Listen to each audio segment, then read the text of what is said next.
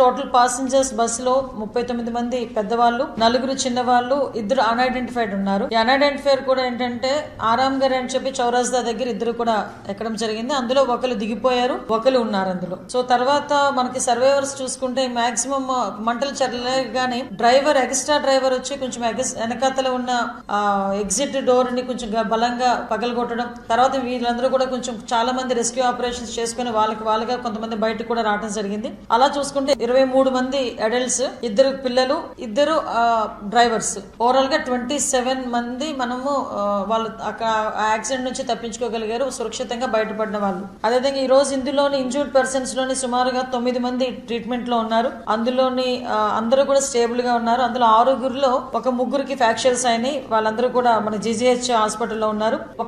ఒక 3 ఆకాష్ హాస్పిటల్లో ట్రీట్మెంట్ తీసుకుంటున్నారు. ఓవరాల్ గా చనిపోయిన వాళ్ళలో కూడా మనం చూసుకుంటే 17 మంది పెద్దవాళ్ళు చనిపోయారు, 2 చిన్నపిల్లలు చనిపోయారు. అందులో 6 మనకి ఆంధ్రప్రదేశ్ నుంచి ఉన్న వాళ్ళు. అందులో ఒకరు బాపట్ల దాత్రి, ఏజ్ 27 years. నెల్లూరులో ఒక ఫ్యామిలీ, రమేష్, అనుజ పేరెంట్స్, వాళ్ళ children, Shashank and Mamata. Next Konaseema నుంచి శ్రీనివాస్ రెడ్డి, 40 years, రావులపాలెం. వీళ్ళతో పాటు 6 తెలంగాణ నుంచి, ఒకరు ఒడిశా నుంచి, ఒకరు బీహార్ నుంచి, 2 తమిళనాడు నుంచి, ఇంకొక 2 కర్ణాటక నుంచి. వీళ్ళు కాక ఒకటి అన్ఐడెంటిఫైడ్ బాడీ ఒకటి ఉంది. సో ఇది మొత్తం లిస్ట్ అండి. ఇమీడియట్ గా తెలుసుకున్న వెంటనే మన కేసు కూడా రిజిస్టర్ చేయడం జరిగింది. ఆ రిజిస్టర్ జరిగిన తర్వాత ఎంక్వైరీ చేశారు. డ్రైవర్ కూడా మా కస్టడీలో ఉన్నారు. వాళ్ళు చెప్పిన ప్రాథమిక సమాచారం మేరకు అక్కడ నుంచి కూడా మనకు ఎంక్వైరీ జరుగుతుంది, ఇన్వెస్టిగేషన్ జరుగుతుంది.